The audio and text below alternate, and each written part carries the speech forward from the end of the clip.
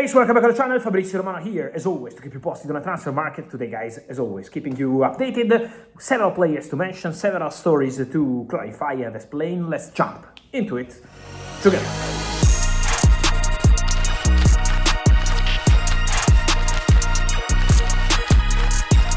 And here we go, guys, always to keep you posted, always to keep you updated, always with all the news and latest. Let me start with the official announcement of the day in terms of transfers. Jhon Durán, former striker of Aston Villa, joined Zenit St. Petersburg. So everything agreed between Durán and Zenit, everything agreed between Zenit and Al-Nassr. So you remember that striker who was linked with several clubs, Chelsea and not only, now going to Zenit on loan from Al-Nassr, breaking his Fenerbahce loan. Fenerbahce today debut for N'Golo Kante. Just on Turkish football, something I want to add is on Sergi Altimira, because the Spanish midfielder has been wanted by several clubs in this January transfer window, in Germany, in England, and by Galatasaray. Galatasaray tried to sign a midfielder. They tried for Svanberg at Wolfsburg, not possible. They tried also for Sergi Altimira from Betis, but the deal didn't happen because the proposal came too late. So in terms of timing, the proposal was really too late, and this is why Galatasaray didn't sign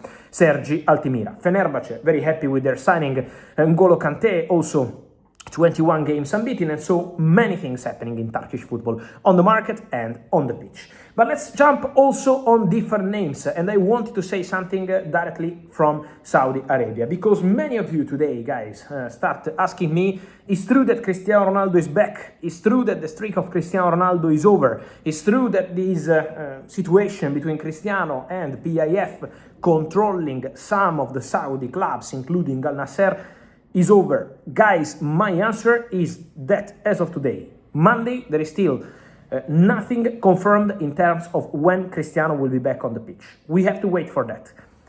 Let's wait for Al-Nassr, let's wait for Cristiano. They have and they will clarify this situation when they believe it's the right moment. Guys, as soon as I know something and I can tell you Cristiano is back, I will come here and tell you Cristiano is back and he's gonna play again. Last week he returned to training, but he didn't return to official games. Let's see when Cristiano decides to return. I will be here ready to tell you, and we will have finally Cristiano Ronaldo back on the pitch. As of today, that's still not communicated by Cristiano or by Al-Nassr. So we have to patiently wait and see the timing of this saga, because remember that the problem is not between Cristiano and Al-Nassr. Cristiano has a very good relationship with the people in the management, with the staff, with the coach, with the teammates. So Cristiano is not creating any problem with Al-Nassr and has no problem with Al-Nassr. The topic is between PIF and Cristiano, because Cristiano believes, and he will speak about that again, the management on the highest level is not about Al-Nassr, it's the highest level. PIF found controlling some clubs. Now this is the issue. Then, guys, we started talking about midfielders with Sergi Altimira, with N'Golo Kante on his debut with Fenerbahce. Let me mention something more on midfielders in today's video. Because, first of all, Sandro Tonali. Many questions on the situation of Sandro Tonali. Guys, it's important to say on Sandro Tonali there is going to be an important summer. A huge summer probably for him, because as I told you, around the end of March, April, there will be conversations between Sandro Tonali's camp and Newcastle about the future. Let's see how Newcastle will react, but there is a possibility Sandro Tonali considers a new chapter for his career in summer 2026. There is interest from Italy. Juventus dream of Sandro Tonali, but this could be very expensive, so complicated. And then Premier League clubs. Arsenal interest, for sure. Manchester United. Many of you asking me about these links between Sandro Tonali and Manchester United.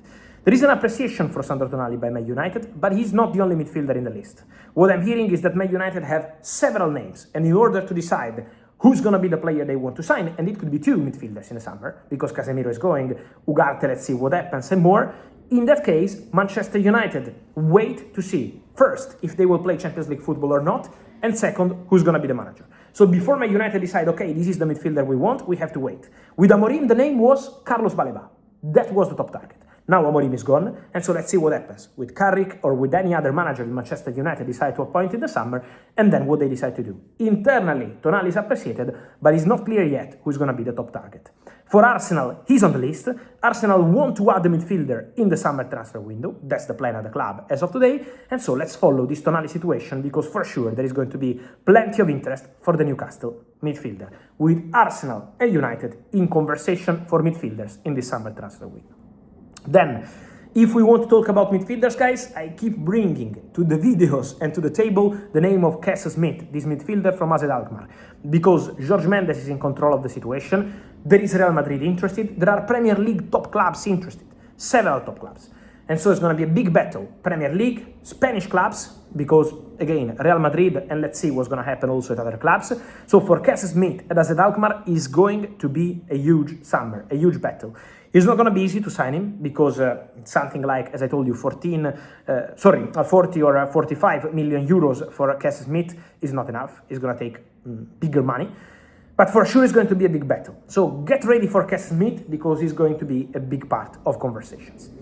And then, guys, I wanted to come to the end of this video mentioning also another name.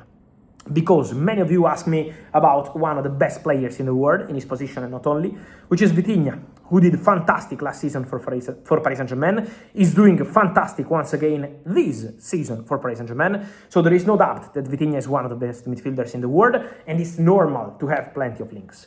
When you ask me about Vitinha and Real Madrid links that started already now, guys, it's very clear, and you don't need me to say that Real Madrid need to do something in midfield.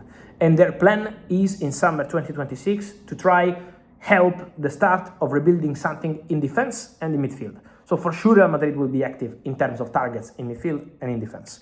And obviously Real Madrid, as every other club in the world, appreciated the fantastic skills of Vitinha. So Vitinha can only be appreciated at this stage if you are a top club, if you are not a top club, if you are a top director, if you are a top manager. It's very normal. But in terms of reality for Vitinha, the situation, guys, at the moment from Paris Saint-Germain is very clear. He has a long contract, a big salary. Paris Saint-Germain see Vitinha as a crucial part of this project. Vitinha is now Vitinha also because of Luis Enrique's work, of course, has been excellent. But don't forget Luis Campos. Luis Campos is the director of Paris Saint-Germain who trusted Vitinha and decided to invest on Vitinha when Vitinha already had some opportunities and was not performing at top level. I still remember the criticism when Paris Saint-Germain and Luis Campos decided to invest on Vitinha. Big money, important money, and then the expectation was not that good, and now he's one of the very best in the world. So, for sure, Paris Saint-Germain count on Vitinha. Believe that Vitinha is a crucial part of their project and don't want to lose Vitinha. So eventually, if any club, now the links are with Real Madrid, want to go for Vitinha, I think it's going to be very, very complicated and very expensive to even think about this sort of player. And so, guys, let me hear your thoughts on all these stories from Kees Smit to Vitinha, Sandro, Tonali, Sergi, Altimira, Cristiano Ronaldo. Guys, remember to like this video, turn on the notification bell, subscribe to the channel, and see you soon here with Fabrizio. Ciao.